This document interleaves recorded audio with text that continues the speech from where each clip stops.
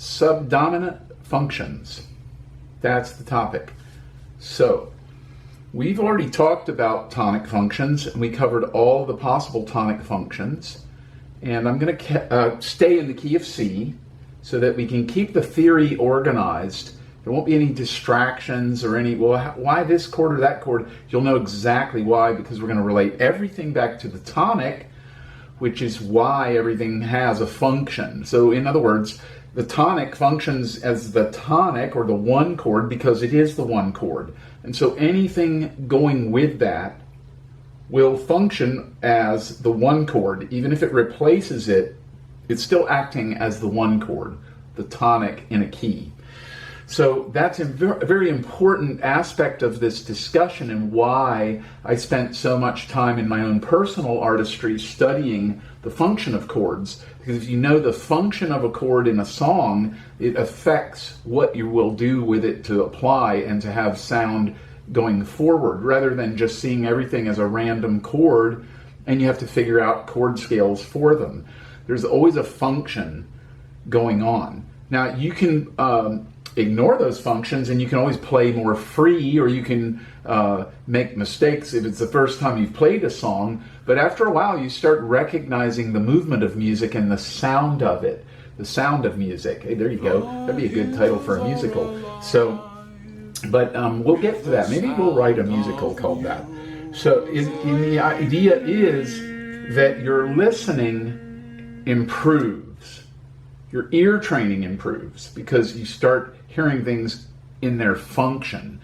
Now, I don't suggest that you listen to music and say, oh yeah, that's 4, or that's 2, or that's 6. Oh yeah, that's sharp 11. You know, that's a bit, I never was like that. I always listen to music and let it affect me in my soul. Then if I hear something cool, I'm like, okay, wow, what was that? And then I might go figure out, hey, that was a really neat chord. Why did they play that there? And again, that's back to the function or the personality of the person, which is a bigger function and arguably the more important of all the functions. Why do we do things? So that's a good introduction to this section. You want to remember, when we're talking about the 4 chord, we're talking about the 4 chord in the key of C, or the 4 chord in any key, but here we'll be doing it in C. That is so important because we're not going to be talking about F as a tonic. We're talking about F as a chord in the middle of a system that has all kinds of things that can be related to it, played on it, put with it. And so that's very important. So in other words, we're not talking about 1, we're going to talk about 4. Now, if we look at the overhead, you can see this is going to be our 4 chord. So here is 4 in the key of C. And that's 1, 2, 3, 4. And it's the subdominant chord because it's exactly the same distance below the tonic, a 5th, as the dominant is, which is a 5th above. So this gives us the dominant and the subdominant. It's under the tonic. It's lower, so that's not the dominant, it's the chord that's powerful under the tonic, the subdominant. So that's it. Now we've talked about that before, so that'll be the end of that conversation for this video. Always practice your inversions.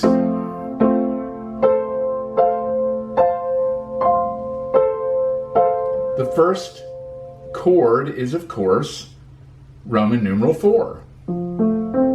If we add major 7, it's E.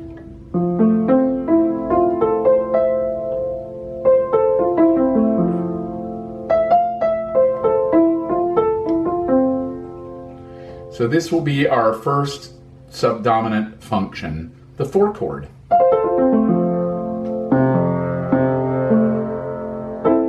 Now, this is a nice voicing, it's a nice inversion of things. This is basically an F major 7.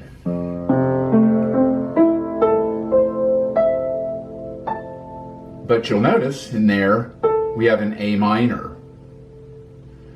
So the tonic function chords, the subdominant function chords are going to be this one, which is 4, then in C, 5, 6, which is A minor, and 2. So this is 2 in the key of C, 4 in the key of C, 6 in the key of C. And that's important because we don't want to say, well, these are the subdominant functions, and then we have D minor, and we would play a D minor scale. That note's not available to us. If we were playing in the key of F, it would be, because that would be the relative minor to F. But that note is not available, so our scale for the subdominant chord here is going to be F scale with a B natural.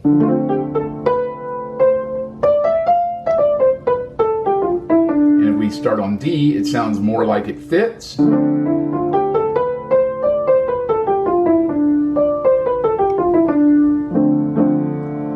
On the F,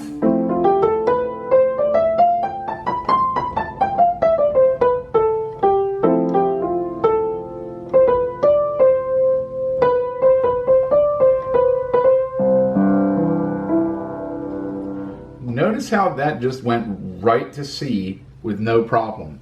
Your ear was able to follow me immediately because of the scale choice, the note choice, and it was all from the key of C. So, yes, I was playing the Lydian mode.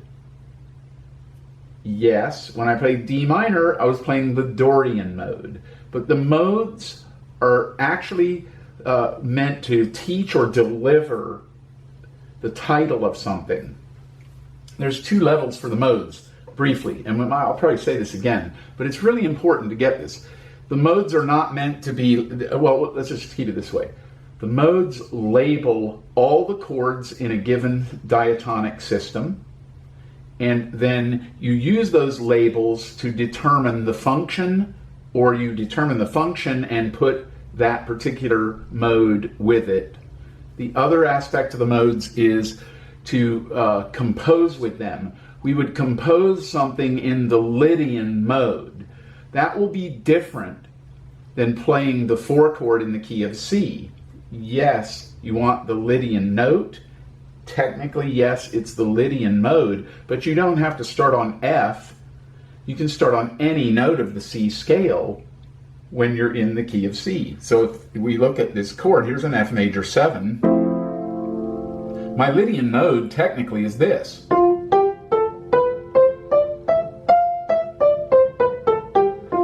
So there's the Lydian mode, but I can play any note, really, in the scale of C.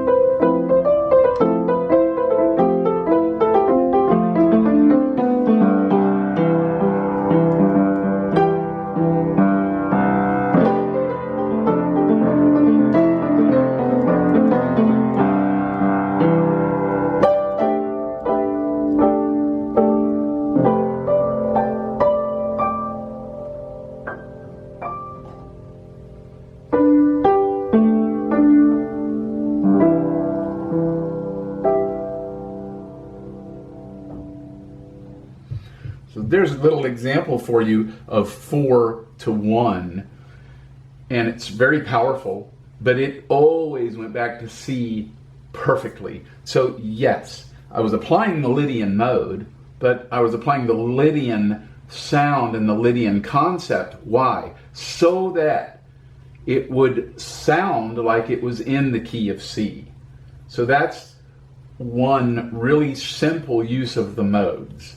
But modes can be used as isolated situations as well. You could compose in the F mode, and that would make F the tonic of that system. I'm not going to do that now because that would completely obliterate the idea of what we're doing. We're functioning in the key of C, and we're actually talking about subdominant functions. Lydian colors, yes, but those go to 1 in the key.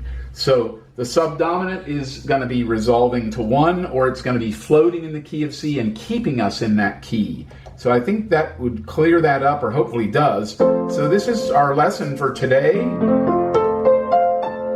And this is a really nice voicing. I want you to check it out overhead if you're playing solo piano. Okay, so this is a G triad.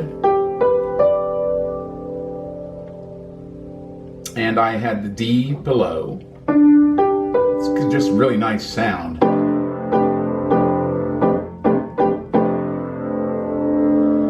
And then it goes to the 1 chord perfectly. It could go anywhere from there, but that's going to be our Lydian sound. That's our 4 chord sound. This is an option, and our Lydian triad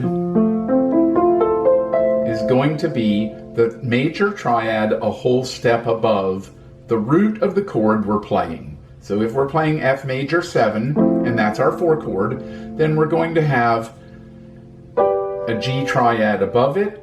That will be what we call our Lydian triad, so we can learn.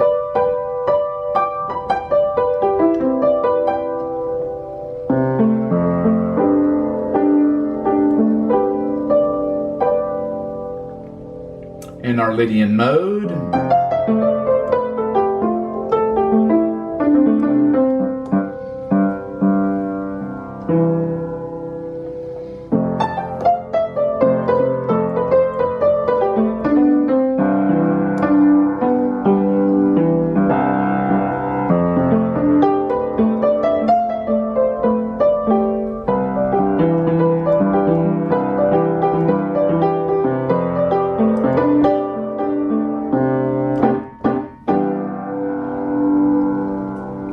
These are subdominant functions.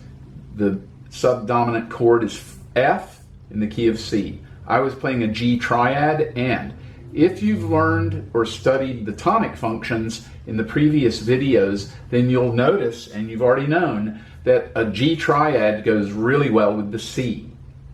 So, and the ideas that you can put with that will also carry over into other chords in the diatonic system. So for today, we're talking about the 4 chord, the Lydian triad, which is G, and we can even tie that back to 1 with the G triad because G works well over C. And so we'll take a quick look as to why. If we're at C, 1, 3, 5, 7, 9. If we're at F, 1, 3, 5, 7, 9.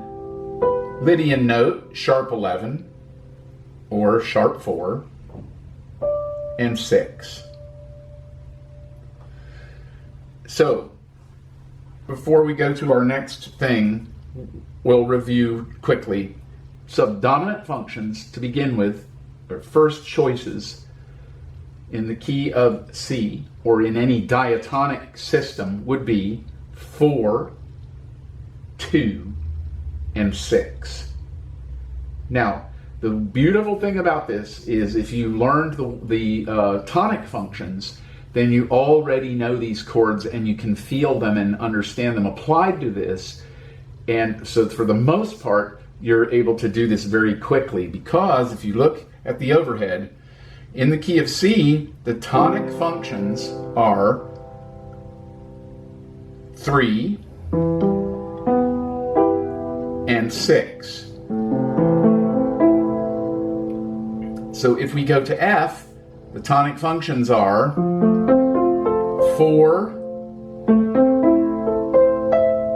6, and 2. But if we were in the key of F, if we were, that would be 3 and 6. So you'd have 1 is F, 3 is A minor, 6 is D minor. So now we're talking about ear training, sound, and bringing things together. So your tonic functions will be the same sounds, the same colors, the same harmony in thirds as your subdominant ones, for the simple fact that both are major 7s. If we want to have a Lydian sound, which really drives it home that we're on the 4 chord, we will be using other colors to accomplish that. And that will be the essence of the next videos in this series when we're talking about subdominant functions. I'll see you next time.